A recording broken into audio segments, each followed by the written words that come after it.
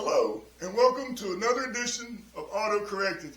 Man, you guys nailed that last trivia question on the firing order for a small and big block Chevy, which I happen to have a similar shirt on today. But hey, I got a new trivia question for you. If you ever upgraded any fuel lines recently, or even transmission lines, then you've heard of an AN fitting. So let me write that down. AN fitting. AN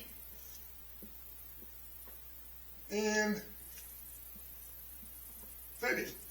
Now, you don't have to don't use the Google box to find out. Try to think of what it means on your own.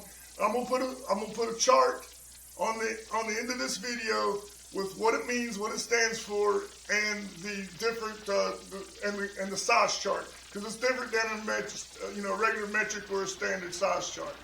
So this third part of my Chevelle build is the second year, and that's what I'm concentrating on. The rear end, I had to replace and rebuild the rear end, and also have to also redid the front end with tubular control arms, all new stand components, and brake components.